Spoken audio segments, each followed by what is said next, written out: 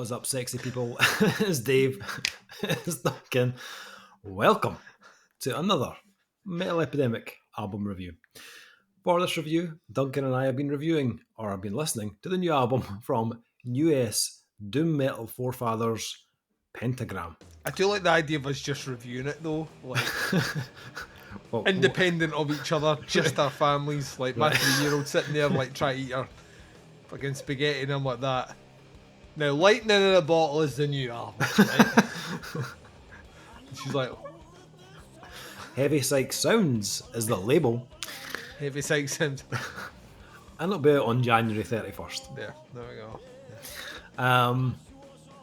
Duncan, you can try if you want. You wouldn't be the first, but Pentagram are undeniable. As a concept or a shape, Both. mathematically speaking, they are completely undeniable. They That's are. 5 sides, Dave. They are. More than 50 years on from the incarnation of the band. That's right, 50 years on. Through decades of tumult, hard wins, and tough losses. 5 to be precise. Yeah. The band has cast an influence across doom, the likes of which few have ever attained. And as with Candlemass, or Saint Vitus, Trouble, or any other legendary name you want to drop, modern doom cannot take the shape it has without them. The singular presence of frontman Bobby Liebling has been the consistent driving factor keeping them going against odds, gods, and sometimes better judgment.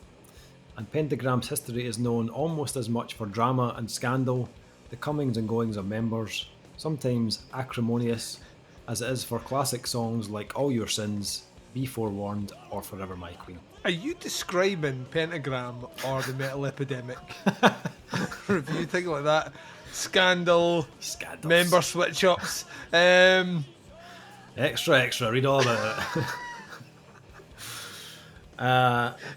However, it's 2025. And Pentagram stand ready for another impossible comeback. I thought you were about to say another 50 years. I was like, medically, that doesn't seem possible. No. 50 more years. 50 more years.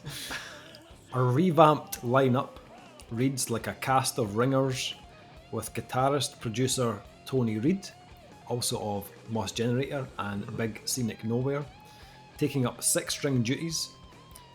Scooter Haslip, also of Moss Generator, arriving on bass, and Henry Vasquez of Saint Vitus, Legions of Doom, and Blood of the Sun, atop the throne on drums.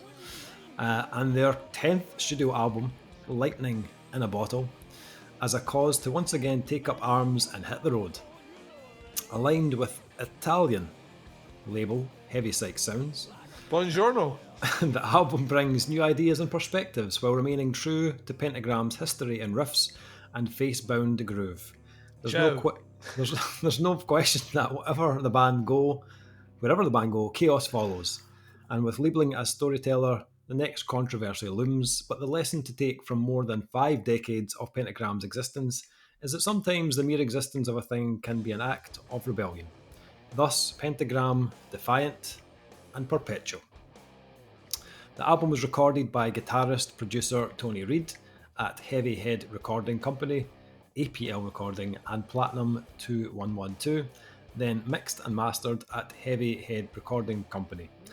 The album is technically 11 tracks, which runs about 41 minutes, but also comes with 3 bonus tracks, making the total runtime about 52 minutes.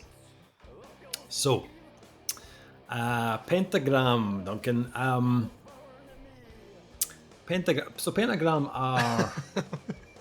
Pentagram. Pentagram. So, Pentagram. Pentagram. I have to say it 5 times. 5 times. A band that I was like well aware of, And probably like more so because they are like referenced so much like by other bands. That their influence extends so far beyond any of their songs. It's unreal. Almost every kind of vintage doom band we've ever reviewed sounds like Pentagram. or a source of or influenced by, or if you like them, go listen to. Pentagram is always, it's in the top 3. Yeah. So but it was actually the birth of this website and channel that kind of sparked a bigger interest in this band for me. Yeah. Because back in 2021... That's right, you want to fly, Bobby. No? We reviewed an album called Caveman Logic. Oh, Dave, and they were one and done. And how fucking dare they? That's a controversy I want to cover on this one. It's not anything Pentagram's done. Why did that band only do one album and disappear? I'll come back to that. However... Is there a second album coming up? The band was The Limit. A supergroup featuring members of the Stooges, Testers, Dawn Rider and Pentagram. And it was awesome. Right? It's so fucking good. Loved that album. It's so good. If you haven't checked out Caveman Logic, go and check it out right now. It's out on Smart Records, and honestly, I still play it because I fucking love it. Yeah. Probably more on the like kind of rock and roll, kind of post-punk kind of side of things, but it is great. Like, just loved it. Vocally though, it's all Pentagram. All Pentagram all the time. So if you like the vocals here, I'm telling you now, you will like the vocals over there as well. Yeah. Vocals in The Limit performed by Mr. Bobby Liebling of Pentagram. And that was like, right, I need to go back and I need to go and listen to more Pentagram after hearing that album. So I checked out I think their last album was 2015, I think, the last Pentagram album, Curious Volume. And then the kind of bigger album that's kind of mentioned a lot is Last Rites, which came out in 2011 on Metal Blade Records. So, yeah, it's been a minute since we've had a Pentagram album, 10 years. But this is a band that, like I said, they are considered like one of the big 4 of doom metal. The lineup is pretty much entirely, aside from Bobby Liebling, has changed. The new members also in some big name bands though. So huge name bands. If you're talking about bands that are directly influenced from Pentagram, they kind of captured them all. Yeah. So, so like reading the press release, I was like, okay, so the quality should still be there because we've got members from other big bands along with Bobby. My only like concern was like, would the lineup change of the band like affect the Pentagram sound? And after listening to Lightning in a Bottle, I'd say there is a little bit of revamping, maybe. It's modernising without it actually sounding like a 2025 release, if that makes sense. Spot on, absolutely. I actually think it's more of an upgrade than like it being detrimental to the sound of the band. Firstly, Duncan, let me just mention the riffs on this album because it's a church of misery, embarrassment around this. My God, as soon as that like bendy groove riff kicked in on Live Again, I was like, okay, we are in for a good fucking time. Here we go. That first track, Live Again, I was like, this is kind of like, see if Down were really happy or like really upbeat. Like, if Down took that frown and turned it upside down. Yeah, if Down were called Up, right? And they wrote really happy riffs. Like it's got a kind of southern kind of lick to it, a really big hook, and it's just an awesome groove that you're just like instantly your head just goes. On top of that, you've got like this really fucking killer lead work that just like kind of zips in and out and adds like another level of like energy and bounce to the track. But what was really cool was the amount of changes the track has. Like this, it doesn't like, it's not like a doom track where like it just sticks in that same kind of tempo and pace, and the riffs just kind of stays the same with little tweaks. This like switches up like constantly throughout the track, giving you parts that are like goes heavier or it goes darker, or it gets into something with a bit of a more kind of melodic hook. And to be honest, when that track finished, I was like, okay, that was awesome. And the rest of the album kind of just continues that. Like, it's just like non-stop kind of variation. Every song has a new way of kind of keeping you engaged. Some tracks will like veer more into like a cleaner, more like stripped back kind of territory, where like a distortion pedal is just out for a quick smoke break, you know what I mean, before like jumping back in. Then there's tracks that just solely focus on that kind of like Sabbathian kind of groove, like just it's all grooves and all riffs. Others are like have really fucking cool earworms that just make their way into your head. Just like a really, really cool variety of ideas and elements on this album. I think it's also the tightest I've ever heard Pentagram. Like Doom and Sludge has a tendency to be quite like almost kind of weathered sounding, a little bit rugged, you know. It's like kind of similar to like a lot of like old punk bands, how they just kind of like they hammer it out, and you know, mistakes and all, and that's just kind of the nature of the genre. But this still has a very like organic kind of nature to it. It still sounds like a band jamming out in a room, but I think the involvement of like Tony Reid on guitar and Henry Vasquez on drums has kind of tightened the screw a little more, and it's made this album really punchy and almost kind of neater in delivery. Since I just mentioned Henry there, the drumming on this is fucking great. Like, Henry just has this like really like natural kind of groove heavy style. He gives the tracks just great energy, a really cool feel. It just really flows as an album, and the drums have a lot to do with that. Nothing feels awkward or misplaced. Both and the drums and the guitar work really. I think that like excellent across the board. And I think their playing style adds a lot of personality to this album. There's certain albums that as soon as they kick in, like you know within the first few seconds exactly what it is you're listening to. And this album has that same kind of vibe. Like, I feel like if I heard like Live Again blasting out in a set of speakers in a bar or a pub or a venue or something, I'd be like, oh, this is Lightning in a Bottle, Pentagram, like straight away, you know what it is. And I get that like there's so many like kind of catchy, memorable moments on this album. However, I think as good as the riffs and the drumming is here on this album, and it's excellent, I think like vocally is where a lot of the character of Pentagram comes from. Bobby Liebling, he's been through a lot of controversy over the years, but like I'm hoping, and it sounds like he's got himself on the straight and narrow now, because he's not only like a frontman that sounds original, like his tone and his vocal kind of timbre is very recognizable, like straight off the bat. But even as a lyricist, he's very good at the way he words things to make them very memorable. And there's a lot of this album just lands with much more effect because of Bobby and the phrasing or his choice of melody or his kind of rhythmical choices. It just makes it much more interesting as a listener. And like, just to kind of name one off the album, Solve the Puzzle, for example, has like a lot of really cool vocal ideas where like sometimes like the chorus, for example, he adds in like a little bit of like vibrato in his voice, and it stands out really nice on the album.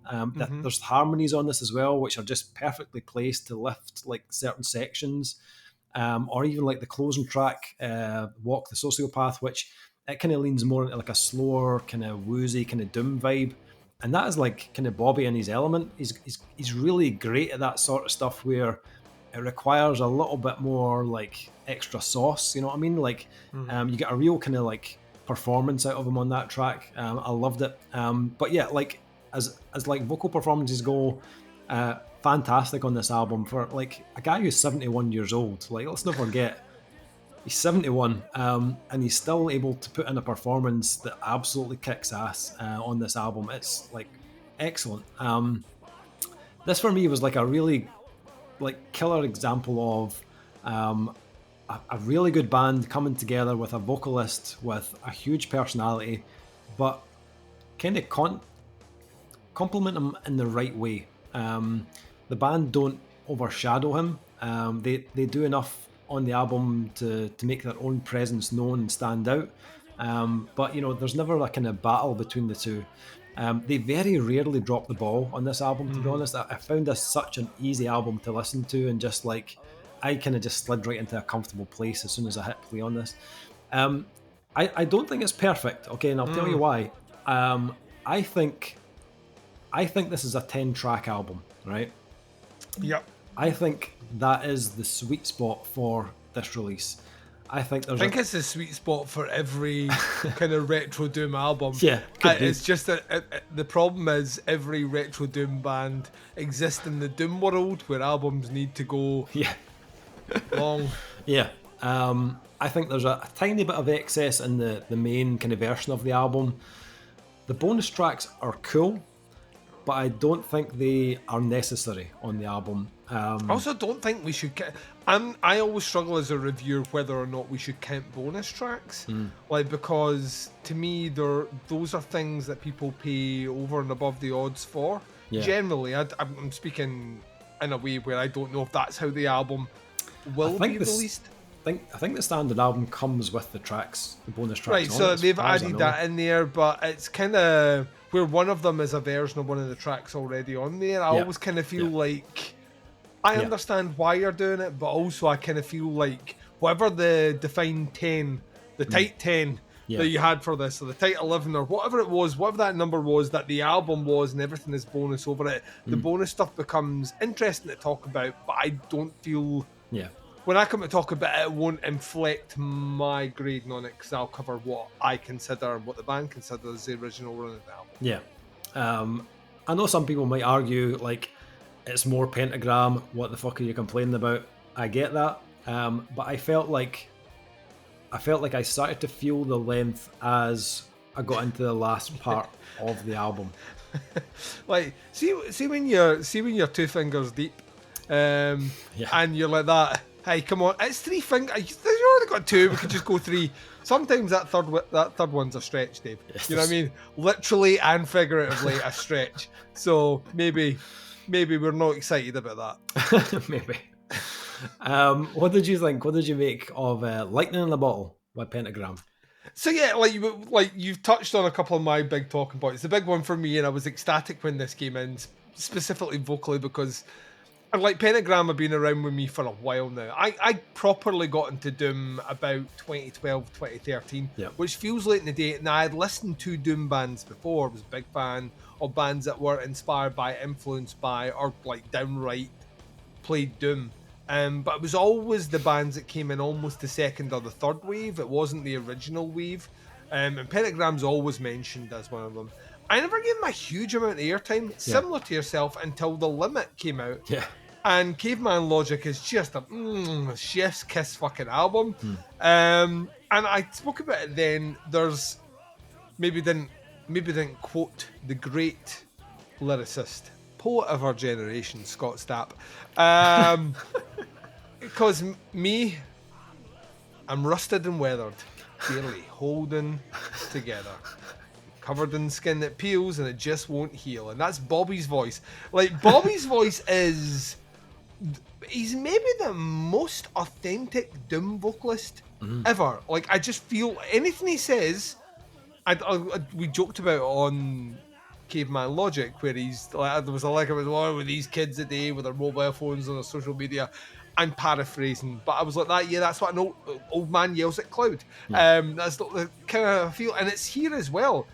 It's a guy who is not struggling with his age and relevance in the year that we're in, but it's just someone that has lived a life. He's lived your life, my life. He's lived many lives, many times over. Those lives have been chewed up and spat out. And it's all etched in the way he articulates the words that he sings, but more often in the tone that he delivers. I fucking love his voice. I think, and doesn't surprise me that it acclimated so well to that side project, because Iggy Pop's a guy who I would say from a more punkier world has a similar sort of kind of I've lived every second of what you're hearing, so it kind of made sense you go for an enigmatic frontman along that way. He is the star of this, by far, and I could listen to him read the phone book to me, but what he's done is he has cleverly reconstructed the foundation of the band into a much, not better, but much more relevant version for where we are right now. Yeah. And that's not to say it's full of all the wink, wink, nudge, nudge techniques that bands are doing nowadays. It isn't that at all.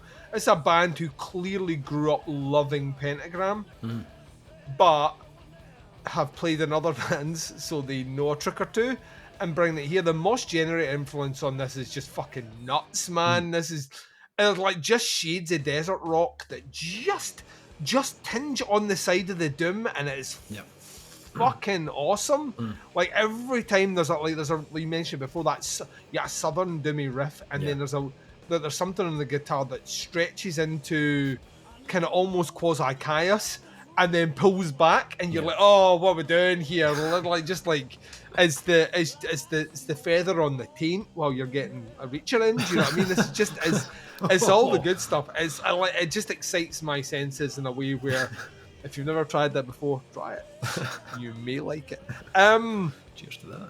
I also agree with you fundamentally. I think the album is a bit long. And I'm not going to say it's going to knock it down in any measurable shape for me. I kind of expect a band that are 50 years into their career. I'm going to give them the allowances of this album is shorter than Metallica's last album, so you know what I mean? Someone's doing it right. And I would argue it's better than Metallica's last album, so watch the internet explode. I found the flow in it really, really, really good. The riffs, when I joke about a Church of Misery embarrassment of riffs, it's tongue in cheek. Yep. It's not as heavy as that. That last Church of Misery album, it was literally like someone opened the like Mary Poppins Bag of Dooms riff and just kept pulling out the most amazing riffs ever. You're like, it's only a tiny bag, but the riffs kept coming out. Yeah. It's here as well. And interestingly, I was watching a video this week where the lead guitarist from Polyphia was talking about what he constitutes as a great riff, as a guy who's all over the place. And he said, whilst they don't do it, the greatest riffs in the world are the riffs that you can sing. This album is full of riffs you can sing. I'm all about this going, well, you can sing them independent of what the vocalist is doing. Yeah. And they're all over it. Like every track has a singable riff or five. It's just fucking great. Vocally, like the old dog still has new tricks. Like you were mentioning, he goes into that almost kind of falsetto register at times. And it works, and he holds it, but he doesn't overdo it either. And like the first time I heard that, I did kind of smile and chuckle a little bit. But on the second listen, I was like, no man, fucking like stretch, go for it. It really, really works. Production on this is just enough retro and just enough kind of clear that it makes me very happy. I can't imagine it's going to piss off any Pentagram fans, but I think it's going to win over people that haven't. And the beauty of it as well is I've listened to some of the back catalogue before. I've never went through all of them, but I have listened to the back catalogue, and like you were saying as well, I don't think this is a million miles off the mark at all. I don't think you're going to be listening to this and then you listen to the album 10 years ago and go, nah, this is just not the same band. The DNA is still in there, and that connective tissue has always been and always will be in the vocal delivery and performance. Like had you asked me even at the start of Metal Epidemic, did I have a I will be reviewing a Pentagram album on my bingo card?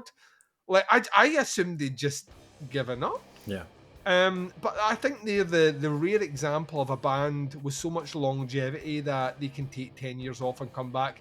And not only do they feel like they've not missed a step, they actually feel better than they were 10 years ago. Yeah. So it's fucking nuts. Yeah. It's a great album. Yeah. It's a bit long. I don't feel the bonus tracks need to be here, but you are right. Everyone in the rant will say to you, it's more Pentagram, so what you moaning at? and that's fine. You're not reviewing it on YouTube, so you're allowed to say that to me. What I would say is, though, how good would this be live? This would just be like if they tour, ridiculous live. If they tour, we are guest pass or no. We're going. I hope they play a fucking 3-hour set, which is bathed in so much dry ice that we can only make out purple lighting and shadows. As literally this. That's the set I fucking want. Give me it now. Yeah, this is. They have to fucking tour. Yeah. I know he's like at risk. He's at risk of traveling abroad. Yeah. But it's worth it. Come on. Yeah. It's worth it. This is fucking great. Okay, final thing. Scores for Lightning in a Bottle by Pentagram. Yeah, this is like got me totally psyched again for Pentagram. Like, I like yourself, I didn't think this would be a band I would be chatting about in 2025. But also, I like to put it this way, like, and not that I want to be controversial, not want to fuck shit up and cause people to click violently. Orange Goblin released an album last year. This is better than the Orange Goblin album. Agreed. Yeah, it is a touch long. I think a little bit. I think there's maybe a little they could have shaved off it just to make it a bit more like concise and with a wee bit more impact. But I can't deny how good these songs are. Like, the riffs are incredible, the vocals are hooky and memorable, the production's great. It's one of the best things they've done in a long time. It's a 4.5 for me. Duncan, what are you thinking? I feel like we're reading each other's minds really? This week. First week back, and we are already synced up in a way that makes me uncomfortable. And I know the internet's like that. Wait till they fall out. It's inevitable. It's going to happen. MTV will do a reality TV show about it. MTV don't exist anymore. 4.5. Nice. This is Moorish as fuck. Like, I can see myself going back to a lot. Like I say, my greatest upset is that we've never seen another The Limit album. We probably won't now by the sound of things, but you know what I mean? If this is do you have info? I may have info, Duncan. Fucking, it's not broadcastable, is it? Is it broadcastable? Can you say it right at the end? I think so. I read an interview with Bobby Liebling when they were talking about this new album, about Lightning in a Bottle, and he said there's a new Limit album coming. It was being mixed at the start of 2025. So. So you get jism, you get jism everywhere. So there is another one in the bag that's coming. Love it. Life is good. Long live 2025. 4.5. It's what the whole year's getting, a 4.5. There we go. Bring it home. Pentagram, Lightning in the Bottle, out on January 31st on Heavy Psych Sounds. Links below to the band, to the pre-order. Check it out, have a listen. It's awesome. That's all from us. We'll be back with another review very soon, but until then, take care. Speak to you soon. Bye, everyone. Get